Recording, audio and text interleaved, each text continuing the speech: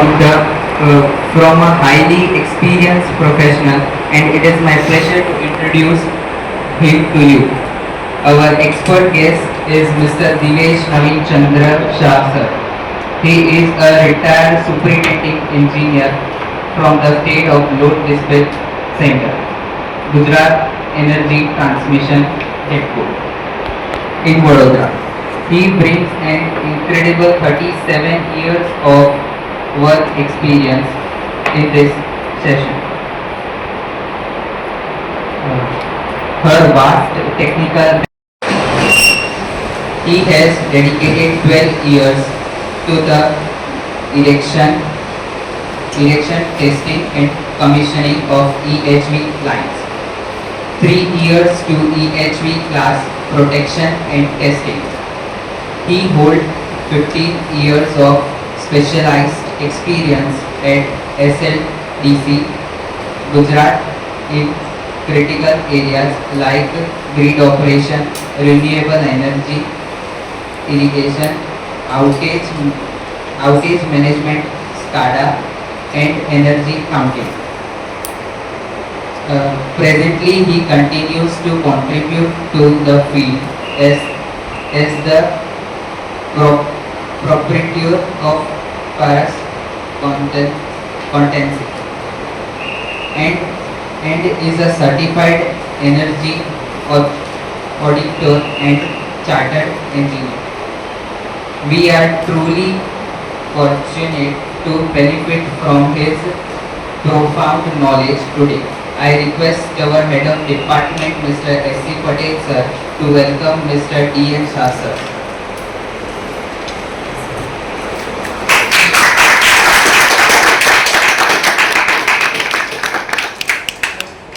Now let us welcome our expert guest, Mr. D.M. Shah sir, to kindly take the stage and begin his valuable session. Thank you. ભૂખ નથી લાગી ને? કઈ લેંગ્વેજમાં બધાને વધારે મજા આવશે? બધા ઇલેક્ટ્રિકલ એન્જિનિયર ચાલશે? મારે જરૂર પડે પર આપણે પછી આવીએ છીએ. પહેલા પાવર સિસ્ટમ એટલે શું? આપણા ઘરે પાવર આવ્યો, એક સ્વિચ પાડી દીધી, પંખો સરસ ચાલુ થઈ ગયો, લાઇટ સરસ ચાલુ થઈ ગઈ, પણ એ ઘરની અંદર યુઝ થયું, આપણે તેમ લાગ્યું કે પેટ્રોલના ભાવ વધી ગયા. પાવર એટલે energy to do something work. આપણા બાપ દાદા જે ચાલીને કામ કરતા હતા, કે જે સાયકલથી કામ કરતા હતા, આપણે સ્કૂટરની કિક મારીને કરીએ છીએ, એ પણ એનર્જી છે. આપણે વેહિકલ્સમાં જઈએ છીએ, ટ્રેન્સમાં જઈએ છીએ, પ્લેન્સમાં જઈએ છીએ. ઓવરઓલ કન્ઝમ્પશન પાવરનું ધીરે ધીરે આપણું વધતું જાય છે. આથી 25-30 વર્ષ પહેલાં કોઈની પાસે મોબાઈલ નહોતા, ચાર્જિંગની રિક્વાયરમેન્ટ નહોતી. ચાર્જિંગમાં પાવર કેટલો વધે કોઈ દિવસ વિચાર્યું છે? 145 કરોડની ઇન્ડિયાની વસ્તી છે, વધારે નહીં તો 70 થી 80 કરોડ ફોન હશે. 70 થી 80 કરોડ ફોન દિવસમાં એટલીસ્ટ એક વખત ચાર્જ થતા હશે. એક ફોનની અંદર 10 વોટ કે 20 વોટનો બીજો પાવર વપરાતો હોય તો તમે કેલ્ક્યુલેટ કરી દો કે કેટલો પાવર એ ફોન વાપરે છે. અને એ ફોન કરતાં પણ કેટલો વધારે પાવર એના એઆઈ ડેટા સેન્ટર હેન્ડલ કરવા માટે જાય છે. આપણે માનીએ કે એઆઈ આપણે બધા ફોન સાંભળીએ છીએ. ગૂગલ ઉપર જ્યારે આપણે એક સર્ચ કરીએ તો એ સર્ચ એન્જિન 0.3 વોટ પાવર એક સર્ચ માટે. તમે અહીંયાથી એક સર્ચ કરો છો, એ એના સર્વરમાં જાય છે, ડેટા સેન્ટરમાં જાય છે, ત્યાંથી એ ડેટા કાઢે છે, તમને રિસ્પોન્સ કરે છે. હવે તમે અહીંથી આગળ ગયા ચેટ જીપીટી, કેમ તો સીધા જ જવાબ મળે છે. પેપર નાખી દો તો પેપરના જ જવાબ મળે, લેટર કહો તો લેટર બનાવી દો. ચેટ જીપીટીની સર્ચ 10 ગણો પાવર થાય છે, 3 વોટ પર સર્ચ. હવે જેટલા એન્જિન આવ્યા એની બે રિક્વાયરમેન્ટ છે. એઆઈના ટૂલ્સને વાપરવા માટે પાવર જોઈએ, અને તમારા મોબાઈલને જ્યારે કે મારા મોબાઈલને ચાર્જ કરીએ તો તેમાંથી ગરમી નીકળે. ફોન ગરમ થાય છે, એ ગરમી ક્યાંથી નીકળે? પાવર જ્યારે જનરેટ થાય છે તો ગરમીમાંથી થાય છે. કોલસોમાંથી કરીએ, ડીઝલમાંથી કરીએ, કે આપણે ગેસમાંથી કરીએ, કે સોલરમાંથી કરીએ. કોલસો કાઢી એને ગરમ કરી એની સ્ટીમ બનાવી અને એમની જ્યારે સ્ટીમનો ફ્લો આપણે ટર્બાઇન ઉપર નાખીએ છીએ, કરે છે ત્યારે પાવર જનરેટ. એ ગરમી મોબાઈલની અંદર ચાર્જ થાય છે ત્યારે કન્વર્ટ થઈને બહાર નીકળે છે. તો એ જ રીતે ડેટા સેન્ટરમાં જેવો છે, તો ડેટા સેન્ટર અત્યારે કે ભવિષ્યનું સૌથી મોટી પાવર રિક્વાયરમેન્ટ ડેટા સેન્ટર અંદર અને એને કુલિંગ માટેનો જે પાણી એ બેમાં વપરાશે. હવે આ કંઈક પાવરની રિક્વાયરમેન્ટ સમય સાથે દરેક ટાઈપની રિક્વાયરમેન્ટ બદલાતી હોય છે. હવે આ ગેસ ઇન્સ્યુલેટેડ સબસ્ટેશનની કેમ જરૂર પડે? આપણે એના ઉપર આવીએ તો એના ઉપર આવતા પહેલા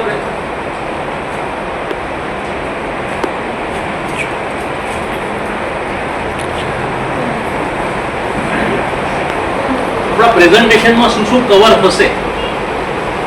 એન્જિનિયરિંગ એટલે શું?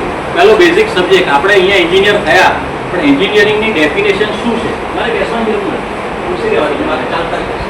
આ ખુરશી જો નવી ને પાવર સિસ્ટમમાં શું હોય? સબસ્ટેશન એ પાવર સિસ્ટમનો ભાગ છે, બરાબર?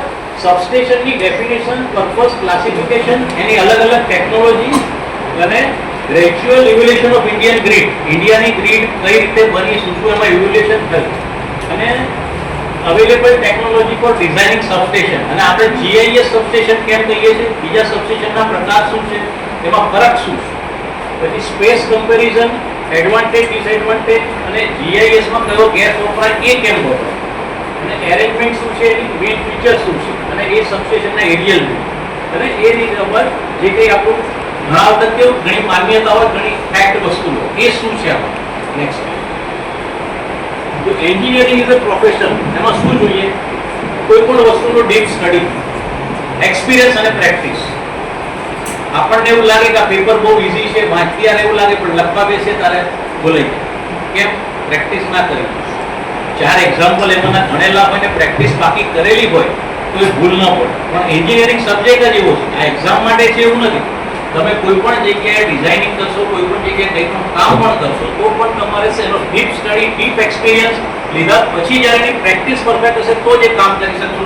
અને જેને હશે એને કામ એસાઇન થશે, બીજાને બીજું કામ એસાઇન થશે. તમે કોઈ બી ઇન્ડસ્ટ્રીઝમાં જાઓ, ધારો કે તમે કોઈ ગવર્મેન્ટમાં જશો કે કોઈ પ્રાઇવેટમાં જશો, તો પણ સામેવાળો તો તમને જજ કરી જ લેશે કે આને કેટલું ડીપ એક્સપિરિયન્સ છે કે કેટલું એનું ડીપ એની અંદર પ્રેક્ટિસ છે. પાવર સિસ્ટમમાં શું હોય? જેમ આપણે કીધું કે ભાઈ કંઈક હું અહીંયાથી સર્ચ એન્જિન મારું તો તમને ફોનનો તમારે દાખલો એટલે આપવો પડે કે અત્યારે બધાના મનમાં ફોન રમતો હોય, એટલા માટે આપણે એઆઈ સેન્ટરથી લઈને જે પાવર ઓપરેટ, એક પાવર સિસ્ટમ ક્યારે થાય? કોઈ પણ જાતનું જનરેશન બને ત્યારે. એટલે પહેલા પહેલું જે જનરેશન છે એ જનરેશન, પછી જનરેશન થયા પછી ટ્રાન્સમિશન લાઇન. ટ્રાન્સમિશન લાઇન એટલે એક્સ્ટ્રા હાઈ વોલ્ટેજ લાઇન, જેને આપણે કહીએ 400 કેવીની લાઇન, 132 કેવીની લાઇન, 66 કેવી એન્ડ એબોવની લાઇન, એટલે 66,000 વોલ્ટ ઉપરની લાઇન જે કઈ છે એ બધી અપ ટુ 765 કેવી ઇન્ડિયામાં છે. 1200 કેવી ડીસી નો બીનાની અંદર અત્યારે થયો છે.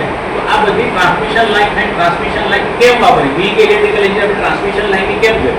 હાઈ વોલ્ટેજ પર કેમ જરૂર? કોઈ કહી શકે?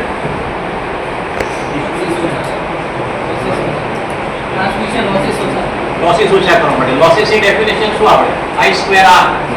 પાવરની ડેફિનેશન શું? P = VI cos phi. Simple definition. આપણે બીજું અત્યારે નામ મૂકીએ તો જેમ વોલ્ટેજ વધશે એમ કરંટ તમારો ઓછો થશે, કરંટ ઓછો થશે એમ તમારો લોસ ઓછો થશે. એટલે બલ્ક પાવર જ્યારે જનરેટરમાંથી જનરેટ થાય, જનરેટર સિટીમાં કેમ નથી રાખતા આપણે? આ સોલર ધાબા પર લગાવ્યા વસ્તુ જુદી છે, પણ જ્યારે કોલસાવાળા, ગેસવાળા કે ઓઇલવાળા, કારણ કે એનું પોલ્યુશન બને છે, એમાં જગ્યા વધારે જોઈએ છે, જે જગ્યાની કિંમત વધારે. તો એક જનરેટર ધારો કે અહીંયા નજીકમાં ઉપાઈ લગાવ્યું તો ઉપાઈની અંદરની કેપેસિટી છે 1500 કે 2000 મેગાવોટ. તો 2000 મેગાવોટ એક સિટીની જરૂરિયાત નથી, તો એ મલ્ટિપલ સિટીની અંદર એને પાવર આપવામાં આવે. તો બધી જગ્યાએ ટ્રાન્સમિશન લાઈનો મૂકવામાં આવે. તો ઘરના જે આપણા ઇક્વિપમેન્ટ છે રેસ ટુ ન્યુટ્રલ ચાલતા હોય તો 230 વોલ્ટ આપણે માપીએ છીએ કે મારા ઘરમાં 230 વોલ્ટ આવે છે, પણ જો ફેસ ટુ ફેસ હોય તો 415 410 વોલ્ટ આવે. તો એ જે પાવર ત્યાંથી જનરેટ થાય છે, કેટલા કેવી પર થાય છે, એ પાવર ત્યાંથી આપણે જે ટ્રાન્સમિશન થાય છે એને આપણે સ્ટેપ અપ કરીને હાઈ વોલ્ટેજ કરીએ છીએ, અને એ સ્ટેપ અપ કરેલો પાવર અલગ અલગ સબસ્ટેશનો બનાવીને સ્ટેપ ડાઉન કરીએ છીએ. એ જ્યારે સ્ટેપ ડાઉન અને સ્ટેપ અપ કરીએ ત્યારે આપણે સબસ્ટેશનની જરૂર પડે છે, બરાબર? તો એ કયા કયા લેવલ પર છે, કઈ ટાઈપના આપણા લોડ હોય છે, અને વેરિયસ ટાઈપના લોડ. હવે લોડ પ્રમાણે આપણી સિસ્ટમ બિહેવ કરે. મેં જેમ ઉદાહરણ આપ્યું કે ભાઈ જો 100 કરોડ મોબાઈલ એક સાથે ચાર્જ થાય તો મોબાઈલના ચાર્જર સર્કિટમાં શું આવે? મોબાઈલના ચાર્જિંગ સર્કિટમાં શું આવે? કોઈ દિવસ કોઈ તમે મોબાઈલનું ચાર્જર તોડ્યું છે, ખોડ્યું છે, જોયું છે ખરું? રેક્ટિફાયર, પછી ટ્રાન્સફોર્મર, બરાબર? આ કઈ ટાઈપનો લોડ થયો?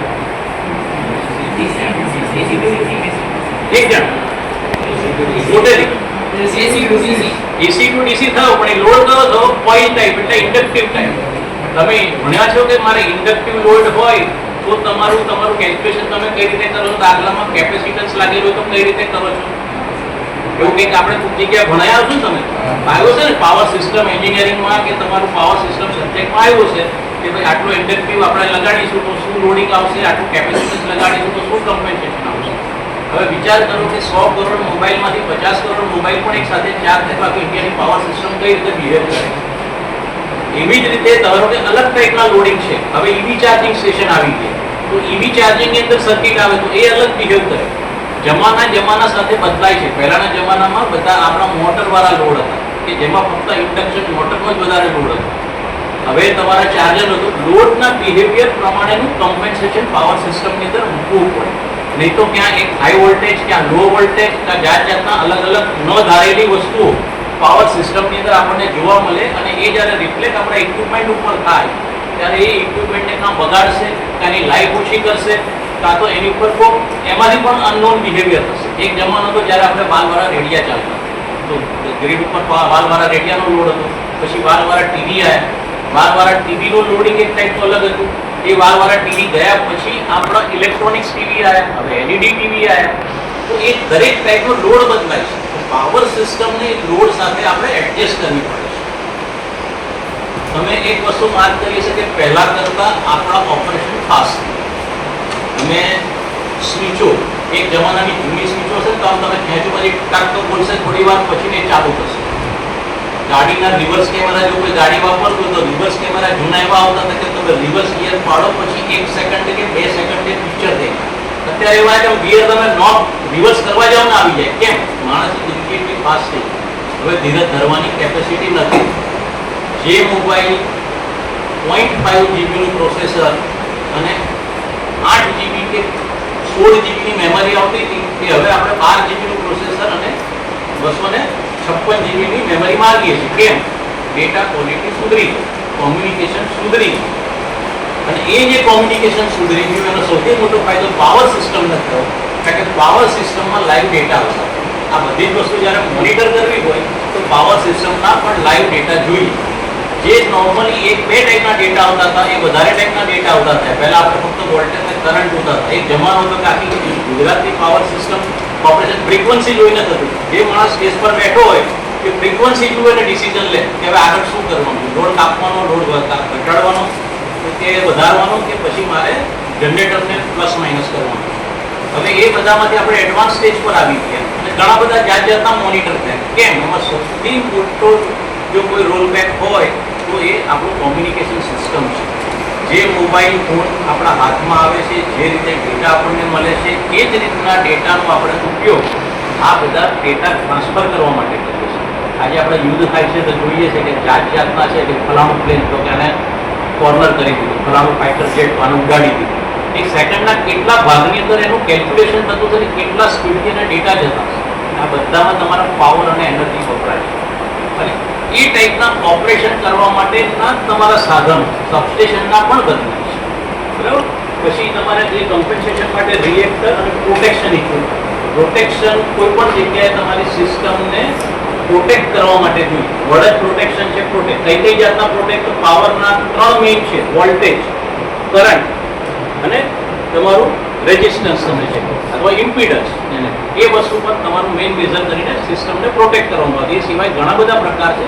આ બેઝિક પ્રકાર બનેલો છે. અને કોમ્યુનિકેશન ફેસિલિટી આ ડેટા મેઝર કરવાનું. નેક્સ્ટ હવે આ જસ્ટ મેં જેમને કીધું એની ડેફિનેશન જ છે કે બિટવીન જનરેટિંગ સ્ટેશન અને અલ્ટિમેટ કન્ઝ્યુમર નંબર હોય 15.7 કે 15.5 kV ઉપર લગભગ જનરેટ કરે એને આપણે સ્ટેપ અપ કરીને હાઈ વોલ્ટેજ કરીએ અને સ્ટેપ અપ કરીને હાઈ વોલ્ટેજ કર્યા પછી એક મોટું સબસ્ટેશન હોય ધારો કે કોસંબા જેવું નજીક અને 400 kV આવે. 400 kV માંથી તમારા અંકલેશ્વર હોય કે અહીંયા નજીકમાં જ્યારે બીજું કશું તો 220 કે 132 કે ભરૂચમાં આવે તો 220 થાય કે 132 થાય કે આ બાજુમાં અહીંયા હલદરમાં 220 થાય. પછી એને સ્ટેપ અપ ડાઉન કરીને 66 kV કરવું પડે અને 66 kV માંથી 11 kVના ફીડર કાઢીને મારા તમારા ઘરની બહાર જે ટ્રાન્સફોર્મર આવે એના ઉપર 415 વોલ્ટ ફેસ ટુ ફેઝ આવે તો તમારે 3 થી 4 ટ્રાન્સફોર્મેશન કરવા. એ ટ્રાન્સફોર્મેશન માટે આ સબસ્ટેશનની જરૂર પડે. એનો પર્પઝ શું છે? તો evacuate power from generating station transmit to the load centre અને ડિસ્ટ્રીબ્યુટ ધ યુટિલિટીઝ અને અલ્ટિમેટ કન્ઝ્યુમર. આ પ્રોસેસ પૂરી કરવા માટે અલગ અલગ લેવલ પર જોયું થાય. હવે આ છે ક્લાસિફિકેશન ઓફ તમારું સબસ્ટેશન. પહેલું જનરેટિંગ સ્ટેશન છે. કોઈ પણ જનરેટર 15 અથવા 18 કેવીની વચ્ચે જનરેટ કરે. જનરેટર કોઈ દિવસ હાઈ વોલ્ટેજ પર નથી કરતું, કારણ કે જેટલું હાઈ વોલ્ટેજ હોય એટલું ઇન્સ્યુલેશન વધારે હોય. એટલે નોર્મલ જનરેટર એ 15 થી 18 કેવીની અંદર એનું જનરેશન થાય. તેમાંથી સ્ટેપ અપ એસેસ એટલે જનરેટરને જ્યાં લાગેલું છે કે ઉકઈ જેવું પાવર સ્ટેશન છે કે ઉત્તરાયણ જેવું પાવર સ્ટેશન છે, ત્યાં જ અગાડી તમારે એ પાવરને સ્ટેપ અપ કરીને 400 કેવી અથવા 220 કેવીમાં કન્વર્ટ કરવો પડે. એના પછી અલગ અલગ સ્વિચિંગ સ્ટેશન્સ આવે અને એ સ્વિચિંગ સ્ટેશન્સથી અલગ અલગ જગ્યાએ પાવર જાય ત્યાર પછી એને સ્ટેપ ડાઉન થાય અને કાં તો 2-3 સબસ્ટેશનની અંદર જઈને સ્ટેપ ડાઉન થાય. ઉકઈમાંથી પાવર કોસંબામાં પણ આવે, અહીંયા આગળ તમારે હલદરવામાં પણ આવે, એવી રીતે ઉકઈમાંથી વલસાડમાં પણ જાય, વાપીમાં પણ જાય. એટલે 3-4 દિશામાં આવી રીતે સ્ટેપ સ્વિચિંગ સ્ટેશન તો એનું સ્ટેપ ડાઉન થાય. નેક્સ્ટ હવે આ સબ પેલી વાત જે કરી બે સ્લાઇડ પાછું હજુ આ જે છે પાવર સિસ્ટમમાં શું શું વસ્તુ છે એક વખત ધ્યાનથી વાંચ્યું. હવે પાવર સિસ્ટમને રોલ આપણે મૂકીને આપણે સબસ્ટેશન પર જઈશું કે સબસ્ટેશનમાં શું શું વસ્તુ આવે. બરાબર, અહીંયા આગળ substation of various voltage level 4 નંબરની આઇટમ છે, એમાં આપણે ડિટેલ જઈએ. આજે તમને બેઝિક આઈડિયા આપ્યો પાવર સિસ્ટમ. નેક્સ્ટની જે પેલી સ્લાઇડ હતી. હવે એક સબસ્ટેશનનું ઇક્વિપમેન્ટ હોય તો તમારે સબસ્ટેશનની અંદર શું શું આવે? Circuit breaker. સર્કિટ બ્રેકરનો રોલ શું? શબ્દમાં જ છે બ્રેક. સર્કિટને બ્રેક કરવા માટે સર્કિટ બ્રેકર જોઈએ. આઇસોલેટર આઇસોલેટ કરવા માટે જોઈએ. સર્કિટ બ્રેકર બંધ કરે તો આઇસોલેટર કેમ જોઈએ? તમારા લેવલ પર જો તમને કદાચ ખ્યાલ ન હોય તો જસ્ટ ખ્યાલ આપી દો. સર્કિટ બ્રેકર એવી વસ્તુ છે કે સ્વિચથી ઓન ઓફ થાય છે. અંદર ગેસ હશે, કોઈ જગ્યાએ સ્પ્રિંગ મિકેનિઝમ હશે, એટલે એના ઉપર 100% વિશ્વાસ આપણે ક્યારેય મૂકતા નથી. ક્યારેક માણસ કામ કરે છે લાઈન ઉપર ને ઓન થઈ જાય તો માણસના જીવનું જોખમ. એટલે એની આજુબાજુ આઇસોલેટર. જે આઇસોલેટર એ મિકેનિકલ ડિવાઇસ છે, ફિઝિકલી બહારથી તમને કોન્ટેક્ટ દેખાય છે અને એ આઇસોલેટ કરી નાખે. એટલે કોઈ પણ માણસે ચડાવીએ કામ કરવા માટે અથવા કોઈ પણ વસ્તુનું કામ કરીએ તો એના પહેલા સર્કિટ બ્રેકરથી બંધ કર્યા પછી આઇસોલેટર ના કર્યું હોય તો ઘણી વખત તમારો ઇન્ડક્શનનો પાવર પણ પાસ ઓન થતો હોય, જે માણસને ઝટકો આપી શકે, કારણ કે આ હાઈ વોલ્ટેજ લાઈનો છે. બરાબર. પછી ટ્રાન્સફોર્મર. ટ્રાન્સફોર્મરનું કામ શું? ટ્રાન્સફોર્મ કરવાનું, વોલ્ટેજને ટ્રાન્સફોર્મ કરવાનું. સ્ટેપ અપ કરે કે સ્ટેપ ડાઉન કરે પણ એને વોલ્ટેજને ટ્રાન્સફોર્મ કરે. બરાબર. સ્વિચ ગિયર કંટ્રોલ અને મિલિંગ પેનલ. સ્વિચ ગિયર એટલે આ બધા સ્વિચ ગિયર છે, બીજા નાના બી સ્વિચ ગિયર. એ સ્વિચ ગિયરને કંટ્રોલ કરવા માટેની પેનલ. પ્રોટેક્શન ઇક્વિપમેન્ટ, રિલે, જેમ કે વોલ્ટેજ, કરંટ, ઇમ્પિડન્સ મલ્ટિપલ છે પણ આ મેઇન આપણા 3 બેસિક. બરાબર, કે વોલ્ટેજની લિમિટ બહાર જાય. ધારો કે આપણા ઘરે વોલ્ટેજ છે, હાઈ વોલ્ટેજ થાય શું થાય?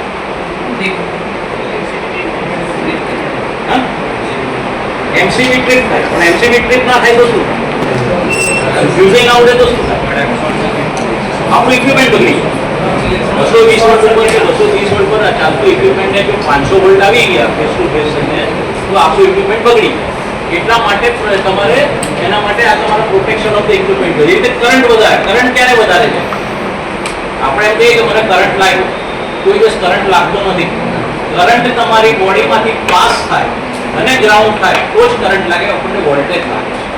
કારણ કે વોલ્ટેજમાં પોટેન્શિયલ ડિફરન્સ છે. આપણે જનરેટરનું કે મને કરંટ લાગ્યો, કોઈને આપણે વાયર ટૂંકો અડી ગયો તો કે કરંટ લાગ્યો. કરંટ નથી લાગતો, વોલ્ટેજ લાગે છે. પોટેન્શિયલ ડિફરન્સ છે.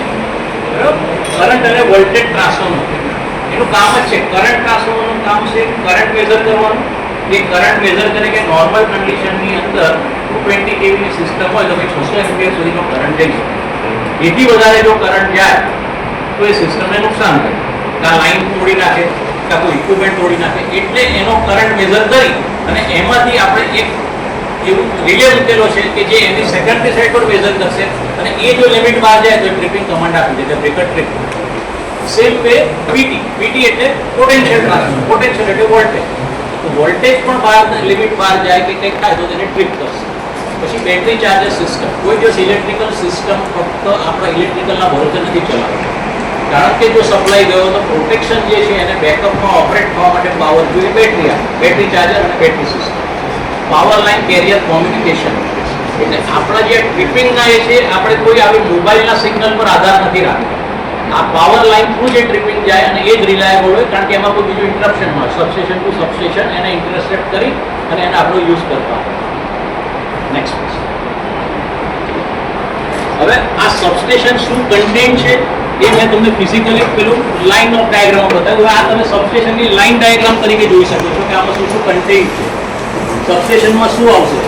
આ બાજુ ટ્રાન્સફોર્મર છે, એની બાજુમાં તમારું ગેન્ટ્રીની બાજુમાં તમે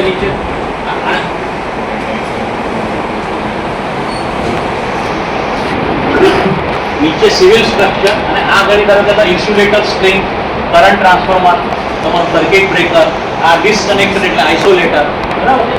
એ રીતના બધા શું ઇક્વિપમેન્ટ કઈ રીતે લાઈનમાં હોય એનું આપણે જોઈશું. હવે આપણે કહીએ કે સર્કિટ બ્રેકર બ્રેક કરવાની. સર્કિટ બ્રેકર એટલે શું? તો સર્કિટ બ્રેકર જે મારા ઘરમાં એમસીબી છે ને એ પણ સર્કિટ બ્રેકર જ છે, પણ નાનું સર્કિટ બ્રેકર છે. પછી એની બાજુમાં છે ઓએલસીબી છે, ઓઇલ સર્કિટ બ્રેકર છે. એની બાજુમાં છે એ તમારું એબીસીબી છે, એર ગ્લાસ સર્કિટ બ્રેકર છે. એટલે સર્કિટ બ્રેકરની ઘણી બધી ટાઈપ. આપણા ઘરમાં સ્વિચ છે એ પણ સર્કિટ બ્રેકર જ છે, એ સર્કિટ બ્રેક કરે છે.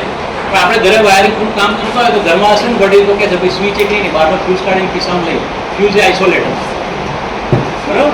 સેમ વસ્તુ અલગ અલગ ટાઈપના સર્કિટ બ્રેકર ને છેલ્લું આ બાજુ છે SF fix circuit breaker. Next.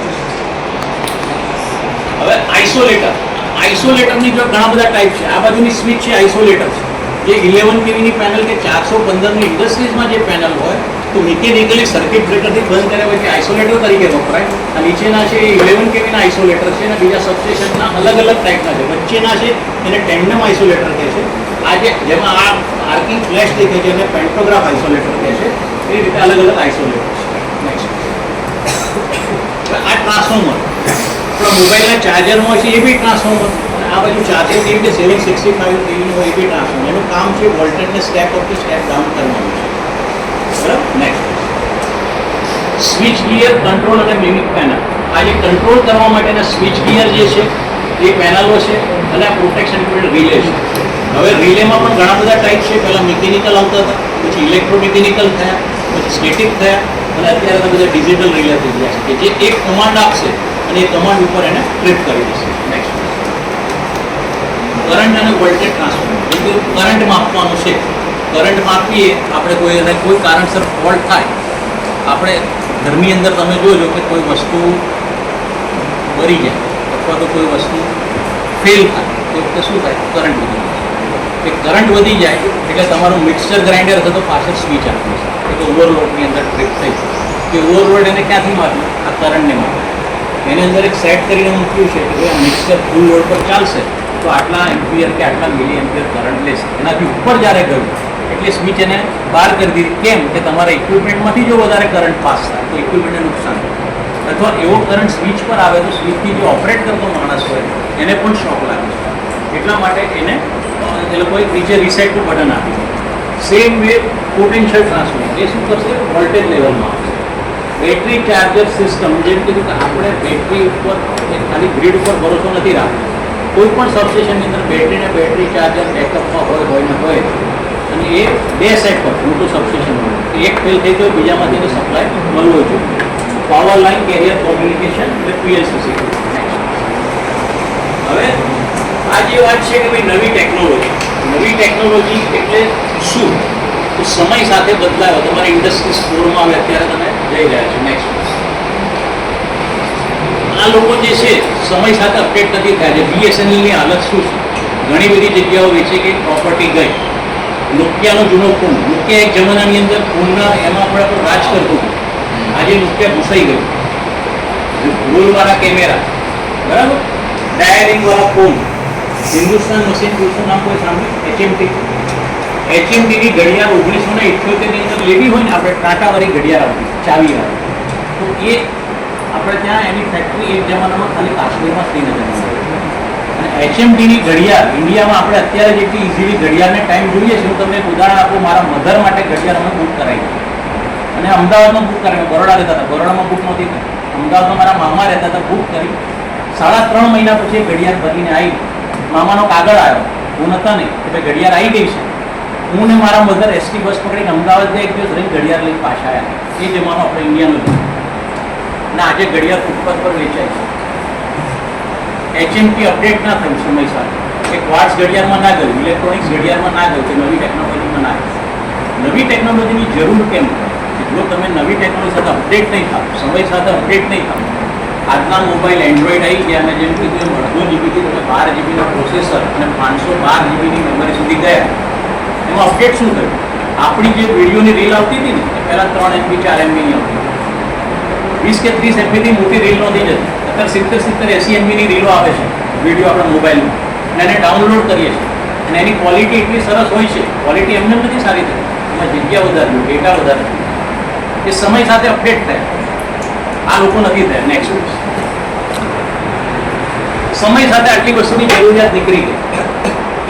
સમય બળવાન કે છે ને, જો રેડિયો આજે લગભગ કોઈ સાંભળતું નથી, ટાઈપરાઇટર રહ્યું નથી, આ ફોન રહ્યા નથી. જે જમાનામાં આ ટીવી ને એક જમાનો હતો, એ ટીવીને આજે કોઈ યાદ કરતું નથી. બાલવાળા ટીવી ઘણાના માળિયામાં એમને પડ્યા છે. આ જૂની ગાડીઓ. નેક્સ્ટ, હવે નવી ટેકનોલોજી જો ના આવે, તમે અપગ્રેડ ના કરો. એક જમાનો હતો કે બહુ જ પૈસાવાળા હોય અને લગ્નનું આપણે પ્રી વેડિંગ શૂટ એ લોકો જ કરાવતા અને હેલિકોપ્ટર બી ભાડે રાખીને કરાવતા. અત્યારે ડ્રોન આવી એ ધંધો કરનારનો ધંધો ગયો. ટેકનોલોજી સાથે એન્જિનિયરે હંમેશા અપડેટ થવું પડશે. અપગ્રેડ જો તમે નહીં કરો તો તમે માર્કેટમાં નહીં ટકી શકો. નેક્સ્ટ, નવી ટેકનોલોજી, આપણે પેન ઇંકનો કિસ્સો દરેકના ઘરે રહેતો હતો. કદાચ તમે જો ગામડામાં જાઓ ને તો એવો રસ બેસીને લખવાનું હશે અને એની અંદર ખડીઓ મૂકવાની જગ્યા હશે. આજે બોલપેન આવી ગઈ. સિટીની અંદર સારી સ્કૂલોની નજીક કે કોલેજોની નજીક પેનની નીબ બદલવાવાળાની દુકાન હતી. જ્યારે અમે ભણતા હતા તો પેનની અંદર નીબ આવે આગળ, એ તૂટી જાય એટલે તમારે લખતા એની પાસે જવાનું, બદલી આપે અને સહી પુરાવા જવું પડે, સહીનો ખડીઓ રાખે. આજે દુકાનો જ આઉટ થઈ ગઈ, એની જગ્યાએ બિઝનેસ જતો રહ્યો. કેમ? બોલપેનો બહુ સારી આવી ગઈ. લીમડાનું દાંતણ કે આપણું દાંતણ કરવાવાળા બધા બ્રશ પર આવી ગયા. અને આ પાસ્ટ અને પ્રેઝન્ટ તમે જોઈ લો કે જે છે વસ્તુ, ફોનની જગ્યાએ મોબાઈલ આવી ગયા, કે ઘડિયાળની જગ્યાએ આપણે આમાં જ આવી ગયું. એટલે ટેકનોલોજી સાથે દરેકે અપગ્રેડ થવું પડશે. એમ GIS સબસ્ટેશન પણ એ નવી ટેકનોલોજી સાથેનું અપગ્રેડ. હવે આને GIS કેમ? જૂના સબસ્ટેશન શું? તો કે એર ઇન્સ્યુલેટેડ સબસ્ટેશન. આપણે અહીંયાથી એક વાયર કાઢ્યો અને ખુલ્લો છે, તમે એને અડશો તો શું લાગશે? પણ દૂર હશે તો કેમ નહીં લાગે? હવા એ માધ્યમ છે, એર ઇન્સ્યુલેટ કરે છે એને. કે 220 વોલ્ટને એર ઇન્સ્યુલેટ કરવા માટે 1 ઇંચ કે 2 ઇંચની ગેપ પૂરતી છે. પણ જ્યારે તમે 66 kV કે 220 kV કે 400 kV એટલે 4 લાખ વોલ્ટેજ જતા હોય એને જમીનથી એટલું અદ્ધર લેવું પડે. એટલે અત્યારે જે આપણા કન્વેન્શનલ સબસ્ટેશન છે, કે આપણા માથા ઉપર બધી ખુલ્લી લાઈનો ઘણી બધી જાય છે 11 kV, એનું ડિસ્ટન્સ નોર્મ ફિક્સ છે કે આટલી હાઈટ ઉપર જો તમે એને રાખો તો તમને એ ઇન્સ્યુલેશન તમને મળે. એ ઇન્સ્યુલેશન મળે તો તમને શોક ના લાગે. એટલે 11 kVની લાઈન સ્ટાન્ડર્ડ હાઈટ ઉપરથી જતી એટલે એને એર ઇન્સ્યુલેટેડ કહે છે. હવા એ જ એનું ઇન્સ્યુલેશન છે. બરાબર? એટલે સબસ્ટેશન ક્રિએટેડ વિથ, હવે એર ઇન્સ્યુલેટેડ સબસ્ટેશન એ આવી. હવેના સબસ્ટેશનમાં નવું શું આવ્યું? સ્કાડા એટલે શું કરે? તમને ડેટા આપે.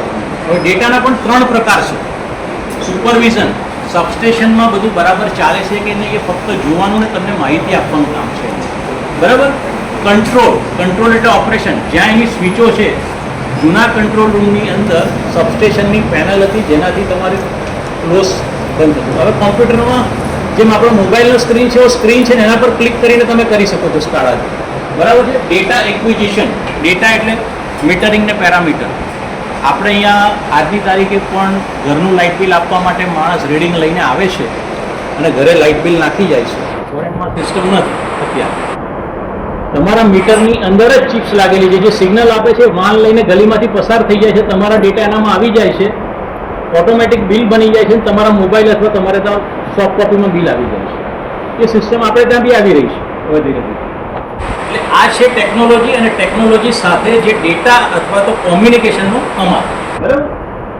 હવે આમાં જો જગ્યાનો ઇસ્યુ હોય તો હાઇબ્રિડ એટલે બે વસ્તુ ભેગી કરો ને, હાઇબ્રિડ આપણે ખચ્ચર ગુજરાતીમાં જેને કહીએ. બરાબર? તો એર ઇન્સ્યુલેટેડ અને ગેસ ઇન્સ્યુલેટેડ સબસ્ટેશનને બે ભેગા કરીને જ્યારે બનાવવામાં આવે તો હાઇબ્રિડ સબસ્ટેશન. અને એકલું ગેસ ઇન્સ્યુલેટેડ સબસ્ટેશનને જો બનાવવામાં આવે તો GIS સબસ્ટેશન છે. GIS substation. નેક્સ્ટ. આ સુપરવાઇઝરી આ બધું મેં તમને સમજાવ્યું કયા કયા પ્રોટેક્શનમાં શું જોઈએ શેના માટે એ કંટ્રોલ માટે બી જવા છે ડેટા એક્વિઝિશન બી. હવે આ GIS વર્સિસ AIS.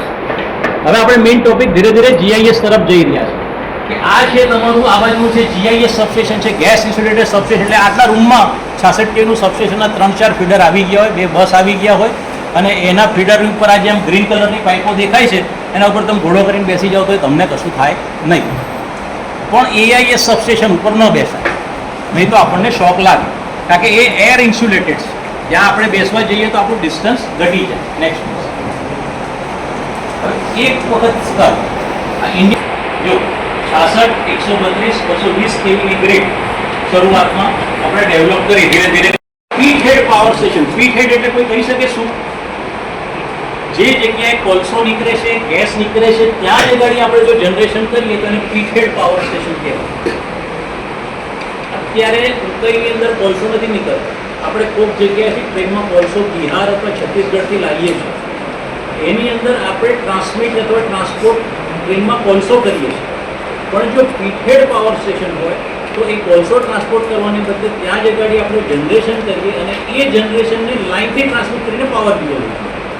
પણ જ્યાં જ્યાં પીટ હેડ પાવર સ્ટેશન છે એ ઘણા બધા પછાત એરિયા છે. નોર્મલી જ્યાં કોલસો નીકળે તો છત્તીસગઢમાં નીકળે, ઝારખંડમાં નીકળે, બિહારમાં નીકળે. તો બધો જ પાવર જો ત્યાંથી ટ્રાન્સમિટ કરીને લાવો તો એ ગ્રીડ ક્રિટિકલ છે. એટલે ધીરે ધીરે આપણે એવું કરવા મળ્યું કે પીટ હેડના બદલે જે તે સ્ટેટની અંદર કરવાનું. નેક્સ્ટ પેજ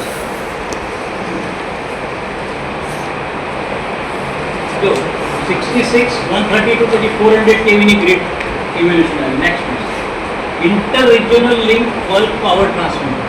કદાચ તમને ખબર નહીં હોય પણ જો તમારા દાદાને કોઈને પૂછો જે જમાનામાં 1950ની અંદર આપણે જો ઇલેક્ટ્રિસિટી લીધી હોય તો બરોડામાં ગાયકવાડે એક નાનું પાવર સ્ટેશન નાખ્યું કે ભાઈ આપણે બધા મારા રાજ્યની અંદર બધાને મારે ઇલેક્ટ્રિસિટી આપવી છે.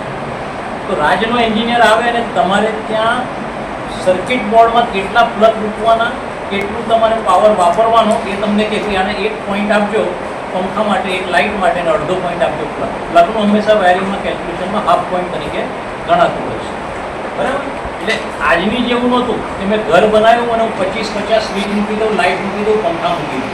તમને જેટલી કેપેસિટી હોય એટલી જ આપતા. પછી એ ગ્રીડને જોડી આ બાજુ દેવગઢ બારિયામાં હતી, રાજપીપળામાં હતી, એવી રીતે અલગ અલગ સ્ટેટના રાજાઓએ પોતપોતાની નાના નાના પાવર સ્ટેશન નાખ્યા હતા. પણ હવે જેમ વસ્તી વધતી જાય તો એ કેપેસિટી ઓછી પડે તો શું કર્યું કે ભાઈ ગ્રીડ જોડી.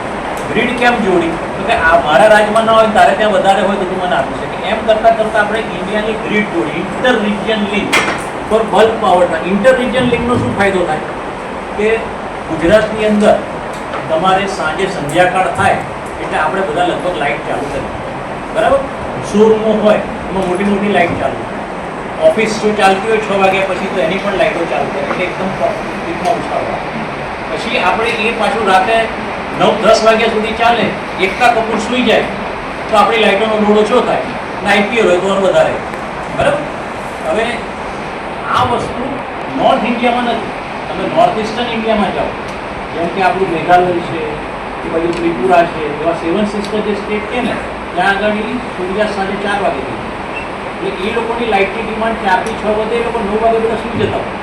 તો આ ઇન્ટર રિજિયોનલ ગ્રીડથી ક્યારે ફાયદો થાય કે એક સ્ટેટને જરૂર નથી ત્યારે ત્યાંનો સરપ્લસ પાવર અહીંયા લાવી શકીએ છીએ, અહીંનો સરપ્લસ પાવર ટાઈમમાં આપણે ત્યાં આપી શકીએ છીએ અને ઓલ ઇન્ડિયાની આપણે ગ્રીડની ફૂલ યુટિલાઇઝેશન કરી શકીએ છીએ. નેક્સ્ટ હવે એના પછી આ SF6 સર્કિટ બ્રેકર.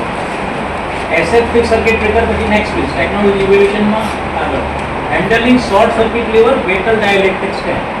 તો શોર્ટ સર્કિટ લેવર હું તમને અહીંયા નથી સમજાવતો કારણ કે લાંબો સબ્જેક્ટ છે, તમારા માટે જો એટલો વાર છે. Next piece HVDC back to back HVDC port. જે રીતે લાઇનમાં આપણે AC લાઇન છે એવી હાઈ વોલ્ટેજ DC લાઇન.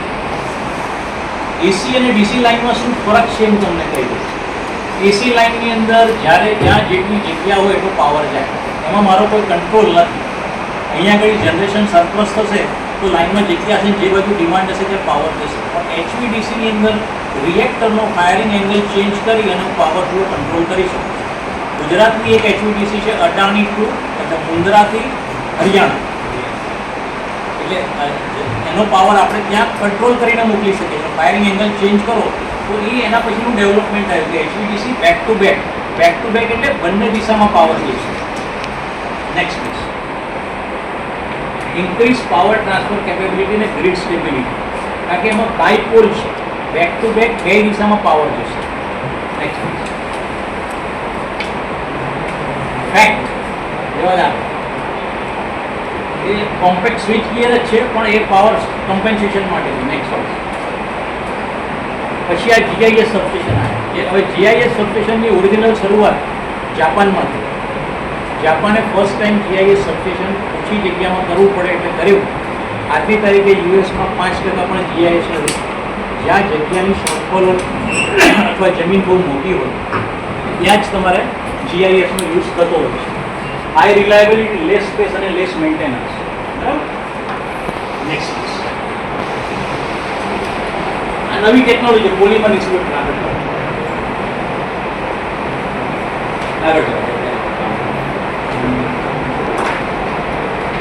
રિલેમાં અલગ સ્કાડા ઓટોમેશન ને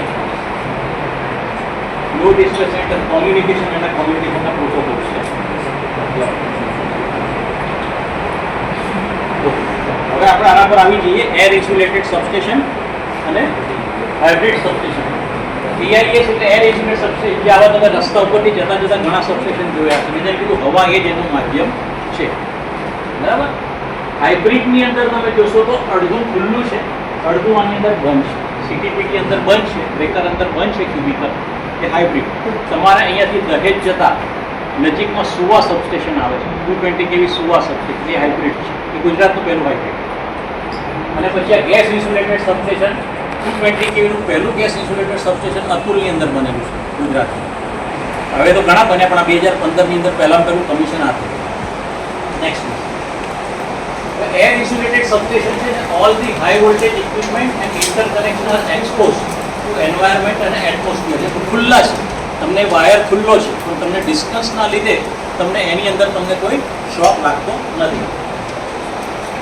સર્ટન સેફ્ટી ક્લિયરન્સ, એટલે સેફ્ટી ક્લિયરન્સ એના બહુ ક્લિયર છે. 11 kVમાં હોય તો ગ્રાઉન્ડથી આટલી હાઇટ જોઈએ, 66માં હોય તો આટલી જોઈએ, 33માં અલગ જોઈએ, 408માં અલગ જોઈએ. જેમ મોટી લાઈનો છે તેમની હાઇટ વધારે તમે જોઈએ. કેમ તેને ડિસ્ટન્સ વધારવાનું છે. એર ઇન્સ્યુલેશન છે એનું માધ્યમ એટલે. નેક્સ્ટ AIS સબસ્ટેશનનો ખાલી એક ફોટો છે. હાઇબ્રિડ સ્વિચ ગિયર સબસ્ટેશન જે મેં કીધું સુવાની અંદર, જેની અંદર તમારે આ બ્રેકરની અંદર 2-3 વસ્તુ આ જે રિંગ છે એમાં CT છે, PT છે, એ રીતે એટલે હાઇબ્રિડ છે. અડધું એર ઇન્સ્યુલેટેડ છે, અડધું ગેસ ઇન્સ્યુલેટેડ છે. નેક્સ્ટ. આ હાઇબ્રિડ સબસ્ટેશનનો એક એનલાર્જ ફોટો છે જોવા માટે કે જેમાં તમે ક્લિયર જોઈ શકો. હવે આ 66 kV GIS સબસ્ટેશન છે. આ GIS સબસ્ટેશનની અંદર તમે જુઓ એક રૂમની અંદર અલગ અલગ ફીડરના નામ લખો. 6 ફીડર એક રૂમમાંથી નીકળે. નેક્સ્ટ. આ 400 kV GIS નો ફોટો છે. ગેસ ઇન્સ્યુલેટેડ સબસ્ટેશનનું ઇન્ટ્રોડક્શન આપણે લઈએ તો high voltage substation, major equipment like circuit breaker, isolator, bus bar, CTPT enclose in a seal compartment. બહાર ખુલ્લા નથી, સીલ છે એક પાછું થાય. આની અંદર તમે જોશો તો અલગ અલગ જગ્યાએ દેખાય છે. દરેક જગ્યાએ અલગ અલગ એન્ક્લોઝ, કોઈ CT છે, કોઈ જગ્યાએ PT છે, કોઈ જગ્યાએ આઇસોલેટર છે, ડિસ્કનેક્ટર સ્વિચ છે. અંદર ગેસ ભરેલો છે. ગેસ ભરેલો છે એટલે ઇન્સ્યુલેશન છે. જો ગેસ નીકળી જાય તો બહાર આપણે હાથ લગાવીએ તો શોક લાગે. એટલે ગેસ નીકળી જાય ત્યારે અંદર ઓટોમેટિક પ્રોટેક્શન આપેલું હોય. અમુકથી ઓછા લેવલનો ગેસ જાય એટલે એ સબસ્ટેશનની અંદર એલાર્મ પણ આવી જાય અને લોકઆઉટ થઈ જાય અને ટ્રિપ થઈ જાય. એ પોર્શન ચાલે છે. નેક્સ્ટ. હવે આ મેઇનલી ક્યાં યુઝ થાય? અર્બન એટલે city area, industrial plant, power plant, coastal region. Coastal region એટલે દરિયાકાંઠે. કેમ? હવા ભેજવાળી હોય, ખારી હોય, જેના લીધે આપણે નુકસાન થાય. GISનો એક મોટો ફાયદો એ છે કે એની લાઈફ નોર્મલ સબસ્ટેશન કરતાં વધારે લાંબી છે. જે નોર્મલી 20-25 વર્ષે થાય તો 40 વર્ષ સુધી એને, કારણ કે એને એટમોસ્ફિયર સાથે એને કોઈ લેવા દેવા નથી. નેક્સ્ટ. હવે ગેસ સબસ્ટેશન વિચ નો લાઈફ પાર્ટ ઇઝ એક્સપોઝ. મેં કીધું પેલામાં વાયર ખુલ્લો છે, આમાં કોઈ લાઈવ પાર્ટ એક્સપોઝ નથી. લાઈવ પાર્ટ કન્ટેનરની અંદર છે, એની આજુબાજુ ગેસ છે. બરાબર છે. Multi compartment grounded metallic assembly with SM6 primary insulated. All bus bar and other live parts of the system are enclosed in a gas space material enclosure.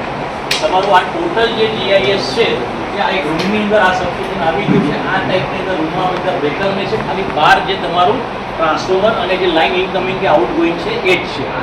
Next હવે એક કમ્પેરિઝન છે કે GIS આપણે કેમ વાપરીએ. જો AIS મારે બનાવવું હોય તો આ જે છે 400 kV AIS માટે કેટલી જગ્યા જોઈએ? મારે 200 મીટર જોઈએ, એક બે બનાવવું જોઈએ. એની જગ્યાએ મારે હાઇબ્રિડ કરવું હોય તો 60 મીટર એટલે કે 30%, 200 ના 30%. પણ જો મારે એની જગ્યાએ GIS બનાવવું હોય તો 20% 10%. સબસ્ટેશનના બેમાં જગ્યાની requirement compare to AIS only 10%.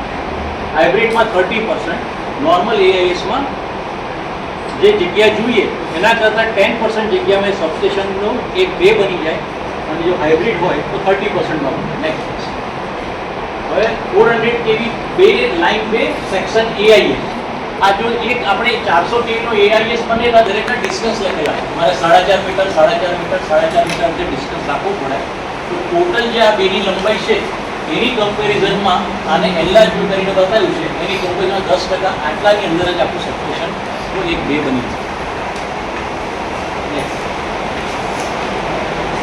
GIS installation reduce typically installation time. AIS substation બનાવવું તો સૌથી પહેલી મેં સ્લાઇડના નીચે સિવિલ ફાઉન્ડેશન બનાવવું. દરેક જેટલા ઇક્વિપમેન્ટ છે દરેકનું બનાવવું છે. પહેલાં એક કંટ્રોલ રૂમનું ફાઉન્ડેશન બની ગયું અને એમાં હોલ મૂકી દીધા, તે જગ્યા સીધું પછી તમારું એક પછી એક ફીડર એક્સટેન્ડ થશે. GIS રફલી 40% smaller physical footprint. આખા સ્વિચયાર્ડમાં જે છે વસ્તુ લાગવાની છે, અમુક વસ્તુ લાગવાની છે ટ્રાન્સફોર્મર એટલે પેલામાં 10%માં એક બે બનશે કંટ્રોલ રૂમ. બાકીની 30% જગ્યામાં આખું સબસ્ટેશનના બાકીના ઇક્વિપમેન્ટ તમારા લાગશે. નેક્સ્ટ હવે એક GIS હોય તો એ કઈ રીતે એના ઇક્વિપમેન્ટ સિંગલ લાઇન ડાયાગ્રામમાં જોવા જાઓ તો કોઈ બી સબસ્ટેશન શરૂ થાય ને પેલું લાઇટિંગ એરેસ્ટર આવે. લાઇટિંગ એરેસ્ટર કેમ આવે? લાઇટિંગ એરેસ્ટર એટલે શું? જો વીજળી પડે તો આપણે નુકસાન થાય. કોઈના ઘરે કોઈ જોયું છે વીજળી પડી હોય ને ટીવી ઉડી ગયું હોય, ફ્રીજ ઉડી ગયું હોય, કોઈ સાંભળ્યું? ઘણી વખત એવું બને જો તમારા ઘરનું અર્થિંગ બરાબર ના હોય તો એ હાઈ વોલ્ટેજમાં એ કરી દે. એટલે કોઈ પણ સબસ્ટેશનમાં પેલું લાઇટિંગ એરેસ્ટર, અમુકથી વધારે જો મોટી વીજળી પડે તો એ લાઇટિંગ એરેસ્ટર પહેલું બસ થઈ જાય. એનું કામ જ બસ થવું. જે બસ થઈ ગયું એટલે આપણું ફ્યુઝ છે મારી આ સબસ્ટેશનનો ફ્યુઝ છે. બરાબર. એના પછી voltage transformer, disconnector, current transformer, circuit breaker, એવી રીતે GIS બસ બાર, ડિસ્કનેક્ટ, આ બધું સિંગલ લાઇન ડાયાગ્રામની અંદર આ બધું બતાવેલું છે કઈ વસ્તુ કઈ રીતે આવે. એ જ વસ્તુ અહીંયા ત્યાં છે. આ સર્કિટ બ્રેકર છે, RYB બેઝ, ત્રણેયની સર્કિટ બ્રેક કરવા માટેનું સર્કિટ બ્રેકર છે. એને ક્રોસ સેક્શનનું લીધેલો છે. અહીંયા આગળ CT મેઝર કરવા માટે કરંટ ટ્રાન્સફોર્મર આવ્યું. અહીંયા આગળ આ વોલ્ટેજ ટ્રાન્સફોર્મર.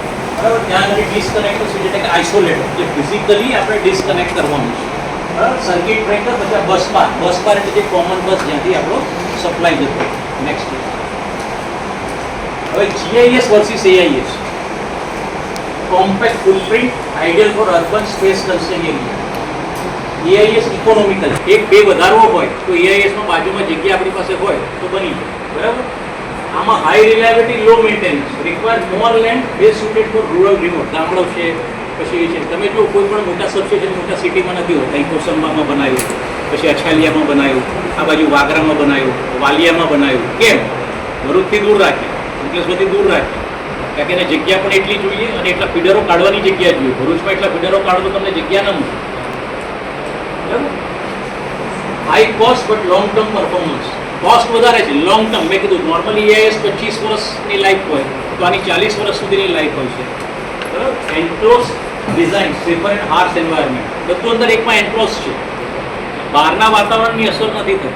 જેમ આપણે 45 ડિગ્રી ગરમી પણ જાય અને આપણી શિયાળાની અંદર 10-12 ડિગ્રીનું પણ ટેમ્પરેચર.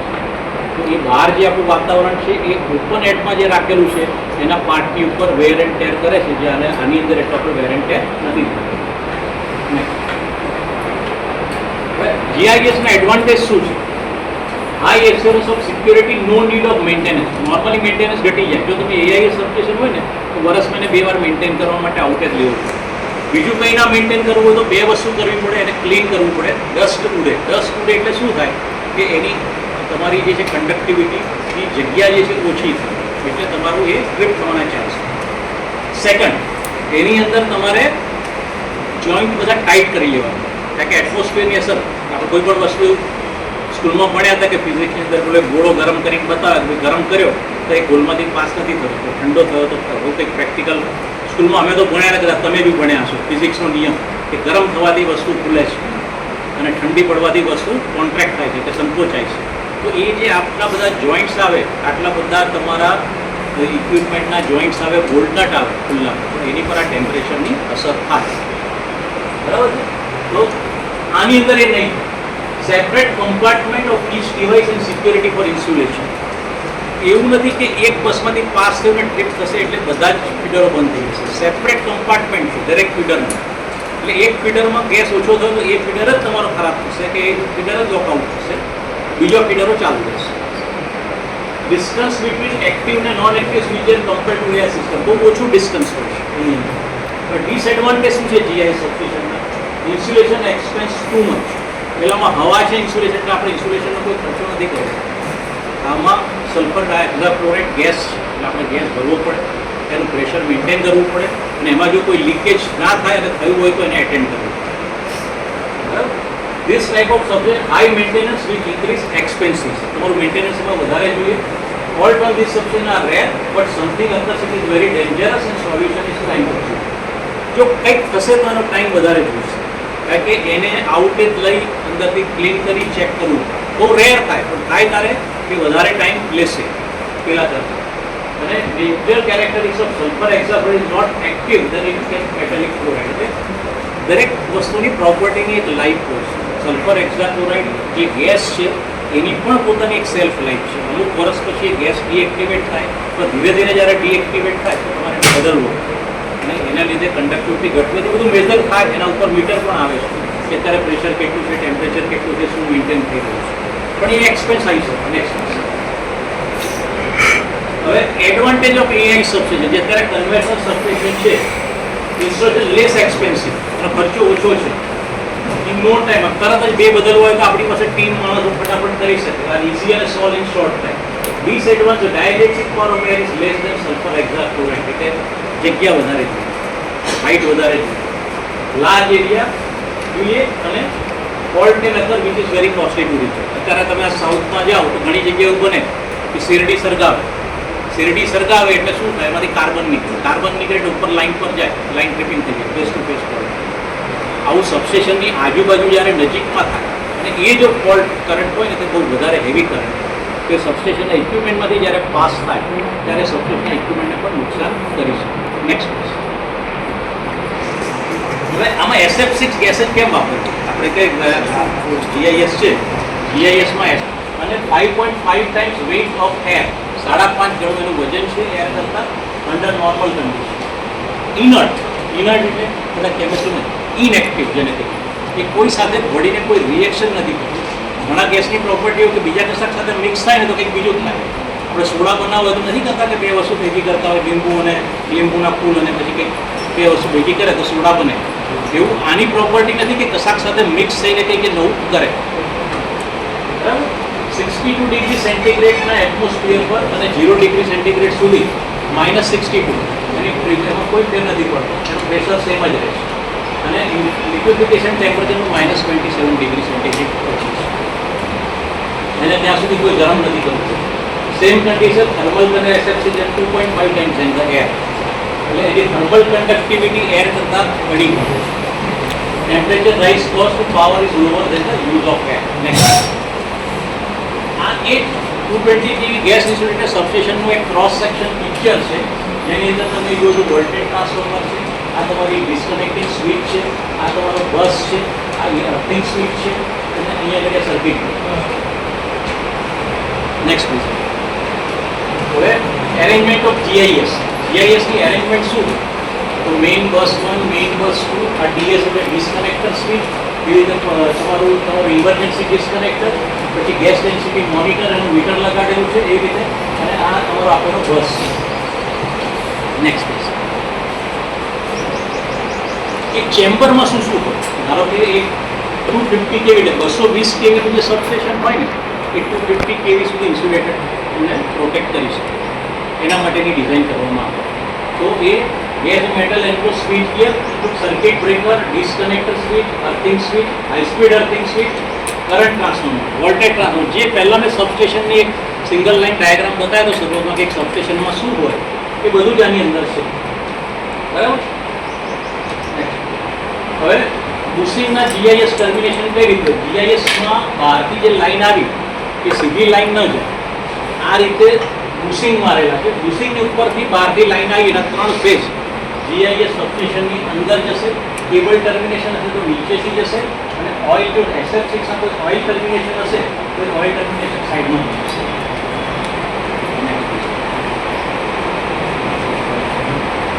મેઇન સ્ટ્રક્ચર કઈ રીતે છે? આવી રીતે એક સિમ્પલ સ્ટ્રક્ચર છે અને આ એના અલગ અલગ પાર્ટ છે જેની અંદર મોડ્યુલર ડિઝાઇન કે 3 ફેઝ ઇન સેપરેટ એન્ક્લોઝર, અને 3 ફેઝના સેપરેટ એન્ક્લોઝર. મેઇન બસ બાર ડિઝાઇન છે 3 ફેઝ ઇન 1 એન્ક્લોઝર. બસ બાર છે સિંગલ એન્ક્લોઝર છે, પણ અંદર RYB ફેઝ છે એ સેપરેટ એન્ક્લોઝરની અંદર છે. 3 પોઝિશન સ્વિચ એટલે તમારું ડિસ્કનેક્ટર સ્વિચ છે, અર્થિંગ સ્વિચ જે છે. તો અર્થિંગ સ્વિચ જે છે આ રીતે અહીંયા આગળ આ જગ્યા છે, અને ઇમરજન્સી ડિસ્કનેક્ટર સ્વિચ જે છે એ આ રીતે છે. મેઇન સ્ટ્રક્ચરમાં RYB ફેઝ બસ 1 બસ 2, અને આ બહારથી બુશિંગ ઉપર સપ્લાય આવી રહ્યો છે. પછી functional module, circuit breaker module with 2 break. આ 2 બ્રેક એટલે 2 જગ્યાએ સર્કિટ બ્રેકર બ્રેક થાય છે. આ સ્વિચ છે, અર્થિંગ પોઝિશનની અંદર સ્વિચ આ રીતે છે, અને હાઇડ્રોલિક ઓપરેટેડ સ્પ્રિંગ છે જે બ્રેકરને ઓપરેટ કરવા માટે. અંદરના ખાલી ફોટા લીધેલા છે બતાવવા માટે કે કઈ રીતે હોય. નેક્સ્ટ ક્રોસ સેક્શન વ્યૂ આ આવી ગયું છે. જો ઇન્સ્યુલેટેડ કન્ટેન્ટ શું, તો પહેલું જે લખાણ હતું એમાં મેં ટોપિક પર circuit breaker, disconnector, earthing switch, high speed earthing switch, current transformer, voltage transformer, અને એના લોકલ કંટ્રોલ કેબિનેટ સાથે ને હાઈ સ્પીડ અર્થિંગ સ્વિચ સાથે આટલા ઇક્વિપમેન્ટ એક જીઆઈએસ સબસ્ટેશનના એક બેની અંદર હોય. Next main feature high reliability circuit breaker. એટલે બીજા નોર્મલ એએસ કરતાની રિલાયબિલિટી વધારે છે. પહેલામાં શું થાય કે પક્ષી ઉડતું ઉડતું આવ્યું અને વાંદરા જેવું આવ્યું. મેં ઘણા અહીંયા કિંગ સબસ્ટેશનમાં એવા દાખલા છે કે 10-10 ફૂટના સાપ ટ્રેનમાંથી નીકળે અને ઉપર ચડે, નીચેથી ચડે ને ગ્રાઉન્ડ થાય ને ફોલ્ટ થાય. આમાં એ બધું શક્ય નથી. પક્ષી આવી ગયું, પક્ષીએ ચાકમાં મોટો તાર લીધો છે. પછી સુરતમાં જાઓ તો મેટાલિક યાન, ઘણી બધી જગ્યાએ મેટાલિક યાન જે આપણું લેડીઝના જરી વર્કમાં વપરાય છે. સુરતની અંદર જરીનું બહુ મોટું કામ છે, જેની અંદર જાત જાતની જરીના રોલ તૈયાર. તો જરીના રોલ તૈયાર થાય શેમાંથી થાય? કોપર છે, એલ્યુમિનિયમ છે, એના પતલા તાર એ વેસ્ટેજમાં નાખી દીધા છે. કાગડો પક્ષી ચકલી લઈને ઉડ્યા અને તમારા યાર્ડની અંદર પડ્યા, 2 ફેઝની ફેઝ વચ્ચે કે ફેઝ ટુ ગ્રાઉન્ડ થાય એટલે ટ્રિપિંગ થાય. આમાં આ બધા ઇસ્યુ ના આવે, તમે એવોઇડ કરી શકો. Main features of GIS, compact structure, light weight. બરાબર, 10% જગ્યા. પછી reduce the workload of SF6 treatment at site in one enclosure. આમાં શું બનાવ્યું, મેઇન બસ બાર છે ને design four 3 phase in a one enclosure. તો તમારે એક જ એન્ક્લોઝર સાચવવાનું છે. કોઈ કામ હશે તો કામ કરવા માટે તમારે SF6 ટ્રીટમેન્ટ એક જ વાર કરવી પડશે. પણ extension without substation shutdown from existing. આપણે એક વખત એવું થાય કે સબસ્ટેશનની અંદર 4 લાઈન છે ને હવે 5મી લાઈન કાઢવી છે, તો આખું સબસ્ટેશન બંધ નહીં કરવું. એમાં એક પોસિબિલિટી છે કે તમે સબસ્ટેશન ઇન્સ્ટોલ કરી દો, ફક્ત કનેક્ટ કરતી વખતે જ તમે એને કરો. જે એઆઈએસમાં છે સેમ વસ્તુ ફેસિલિટી આની અંદર છે. નેક્સ્ટ સર્કિટ બ્રેકરના મોડ્યુલ છે, એક્સટિંગ્યુશર ચેમ્બર. અલગ અલગ વસ્તુના ફોટા છે. ક્લોઝિંગ પોઝિશનમાં શું હોય, ઓપનિંગ પોઝિશનમાં શું હોય. First is a closing, second a breaking position. જ્યારે બ્રેકર બંધ કરો તે વખતે અંદરનું પિક્ચર શું ક્રિએટ કરે છે. અત્યારે નોર્મલ છે, અહીંયા આગળ આર્કિંગ ચાલુ થઈ ગયું છે બ્રેક થવા માટે. થર્ડ છે ઓપનિંગ પ્રોસેસ, ઓપનિંગ થઈ રહ્યું છે, ચોથું ઓપનિંગ થઈ ગયું. જ્યારે ઓપનિંગ પ્રોસેસ અને સ્ટાર્ટ થાય તે વખતે અંદર આર્કિંગ થાય હેવી. આપણા ઘરે ઘણી વખત તમે જોયું છે કે સ્વિચમાં તણખા જલતા હોય તો અવાજ એવો લૂઝ હોય ત્યાં. આ જ્યારે હેવી કરંટ પાસ થતો ને કોઈ કોન્ટેક્ટને તમે ઓપન કરવા ટ્રાય કરો એટલે એમાંથી ચરચરાટી જેને આપણે ગુજરાતીમાં કહીએ એ રીતે બોલે અને અવાજ કરે. આ અર્થિંગ સ્વિચના મોડ્યુલ એટલે લોકલ કંટ્રોલ કેબિનેટ. આ કેબિનેટ છે તમારું જીઆઈએસ હોય કે એઆઈએસ હોય, રિલેની કેબિનેટો સેમ જ રહે છે. એ સેમ એ રીતના જ રૂમમાં રહેશે જ્યાં ત્યાંથી વાયરિંગ કરી અને લઈ જવામાં આવે અને રિલે પેનલ જે રીતના પહેલાં જે રીતના રૂમમાં આમાં એ જ રીતે રહેશે. આ બીજી બધી ઇક્વિપમેન્ટ આ બધા સેમ છે પણ આ જે છે એન્ક્લોઝર છે. આ ગેસ સબસ્ટેશનનો ખાલી એક ફોટો જ છે જોવા માટે. નેક્સ્ટ હવે આ છે ને એઆઈએસ સબસ્ટેશનનો એરિયલ વ્યૂ છે કે તમે કોઈ જગ્યા ઉપરથી એઆઈએસ જુઓ તો કેવું લાગે. તમારે ધારો કે ડ્રોનથી તમે ફોટો પાડ્યો તો એઆઈએસ સબસ્ટેશનમાં મલ્ટિપલ અહીંયા ટ્રાન્સફોર્મર આ 220 કેવી સાઈડ ફીડર હશે, આ 400 કેવી સાઈડ પર ફીડર હશે, આ કંટ્રોલ તો એની કઈ રીતની સાઇઝ અને કેવું દેખાય. નેક્સ્ટ આ છે aerial view of AIS substation જ છે. નેક્સ્ટ હવે એઆઈએસ સબસ્ટેશન બનાવવાવાળા અને જીઆઈએસ સબસ્ટેશન બનાવવાવાળા તો અત્યારે ગેસ ઇન્સ્યુલેટેડ સ્વિચ ગિયર છે ને કી માર્કેટ પ્લેયર કોણ? તો ABB, Siemens Germany, Schneider Electric France, Eaton અને હિટાચ. અને અત્યારે કેટલા પર્સન્ટેજ લોકો જીઆઈએસ કઈ કઈ કંપની બનાવે છે? ડેટા છે સિમેન્સ પાસે 13.5%, એબીબી પાસે 12%, આટલા લોકો વર્લ્ડ લેવલ પર બનાવે તો મેઇન આ 5 પ્લેયર છે. નેક્સ્ટ હવે ઘણી વખત આપણે સાંભળતા હોય કે આ સાચું શું ને ખોટું શું. તો સમ માઇઝ to plan harder and pay more for GIS. એટલે પ્લાન બહુ કરવું પડશે અને બહુ હાર્ડ વર્ક કરવું પડશે. જીઆઈએસ પ્લગ એન્ડ પ્લે એક વખત થઈ ગયું પછી એને બાજુમાં કનેક્ટ કરીને પ્લગ એન્ડ પ્લે છે બરાબર. GIS need various serious upfront planning and cost without risk. એવું નથી કે એને પ્લગ એન્ડ પ્લે જ કરવાનું છે, એને તમારે સિરિયસ પ્લાનિંગ જોઈશે નહીં તો તમારું બજેટ જશે. Compact Jason volume big on space size doesn't matter for substation. GIS smaller footprint cut down costly land that's a real money. સિટીમાં જ્યાં મોટી જગ્યા હોય ત્યાં જ્યાં કામનું છે. બાકી જો તમે અલગ જગ્યાએ ગામડામાં જીઆઈએસ કરવા જાઓ તો તમને મોંઘું પડે બરાબર. GIS work based in A tight hard space. GIS compact or tough environment is sealed, designed fight dust humidity. એમાં કચરો નહીં જાય, ભેજ નહીં જાય, ધૂળ નહીં જાય એટલે તમને એ રીતે સારું રહેશે. AIS isn't just reliable, easy to fix. AIS outdated અને ચલતી નથી. AIS proven છે, easy ને મેન્ટેનન્સ છે. આજે પણ દુનિયામાં 80 થી 85% સબસ્ટેશન AIS જ થાય છે. નેક્સ્ટ હવે પેલો વિડીયો ચલાવો તો ચાલશે? કઈ રીતે દેખાય અને પછીના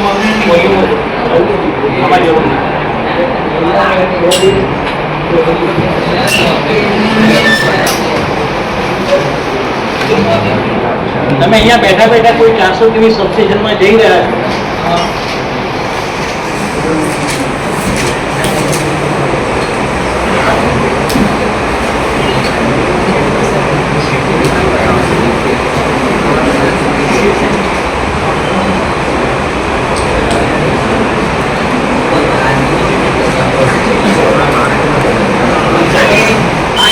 સબસ્ટેશન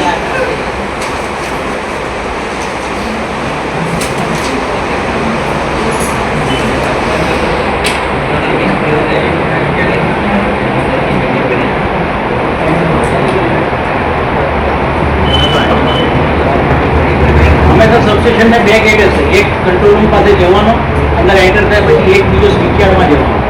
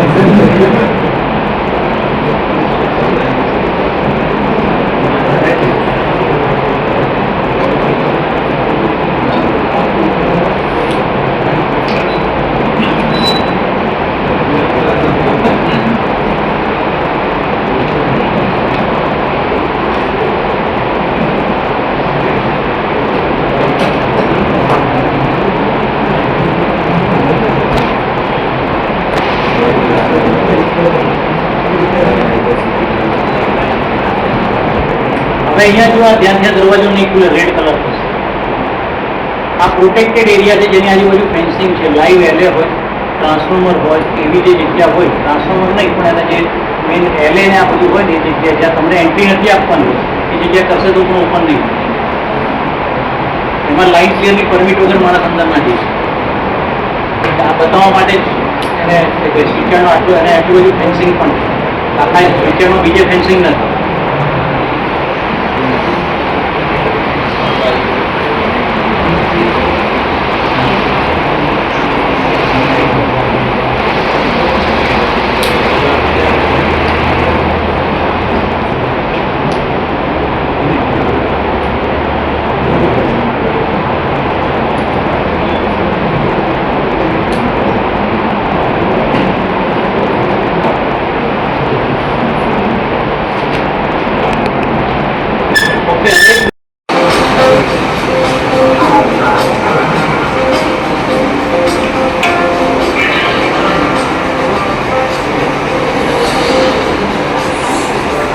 પાવર સ્ટેશનમાંથી સપ્લાય આવ્યો અને જે સબસ્ટેશનમાં જઈ રહ્યો.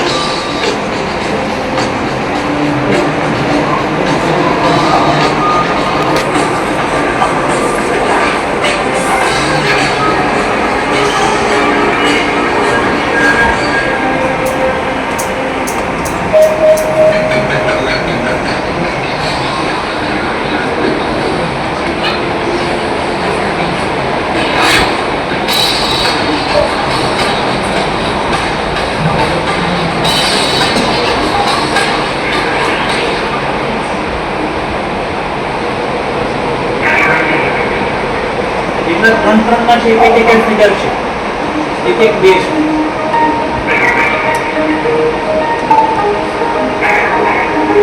4x2 સર્કિટ બ્રેકર, નીચેની ઓપરેટિંગ સ્પ્રિંગ મિકેનિઝમ, આઇસોલેટર અને ડિસ્કનેક્ટર સ્વિચ, અર્થિંગ સ્વિચ.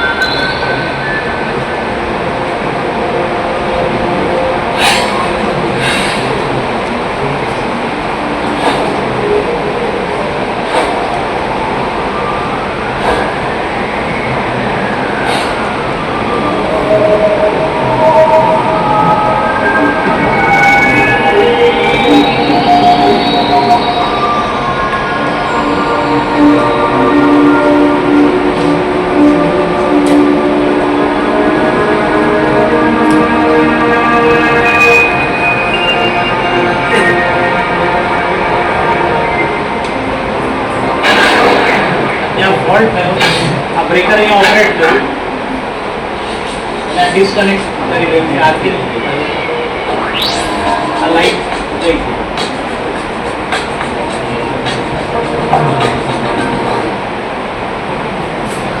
એક GIS અને એક EIS.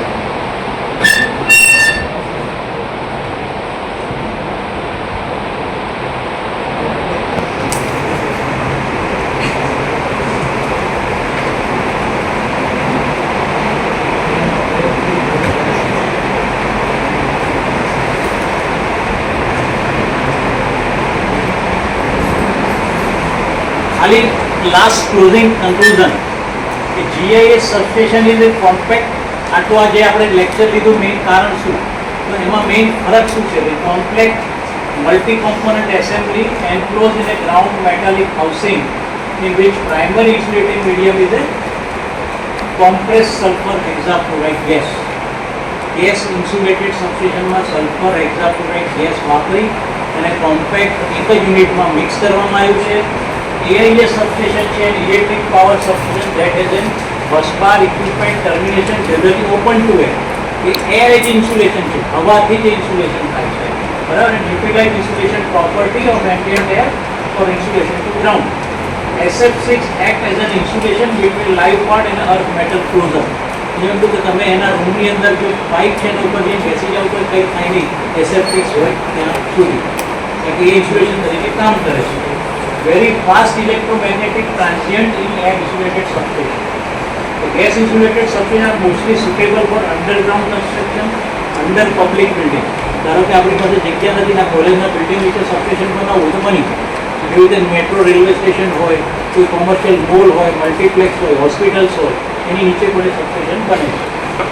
Mainly used for power transmission system or substation system which outgoing bus bar length is cut to consumption of outgoing bus bar. એક બસ બાર એટલો બધો લાંબો છે એઆઈએસની અંદર કે 4.5 મીટરનું ડિસ્ટન્સ રાખી અને ઇક્વિપમેન્ટ મૂકીએ છીએ. જ્યારે આની અંદર એક સિંગલ આટલેથી આટલી સુધી પાઇપ છે એમાં મલ્ટિપલ જગ્યાએ આપણે કનેક્ટ કરી દીધું છે ગેસ ઇન્સ્યુલેશનના લીધે. Air insulated substation makes it possible to install high voltage substation that take up less space. પણ એ ક્યાં એક વખત સબસ્ટેશન બની ગયું હોય અને જ્યાં આગળ એડ કરવાનું હોય વધારે ત્યાં there are more cost efficient and conventional design outdoor. Conventional ડિઝાઇનમાં આઉટડોર થોડુંક મોર એફિશિયન્ટ બનાવી શકાય, પણ જીઆઈએસ છે જ્યાં જગ્યાનો કન્સ્ટ્રેન્ટ છે ત્યાં વધારે પૈસા યુઝ થાય. હવે તમારા કોઈ પણ ક્વેશ્ચન હોય તો વેલકમ.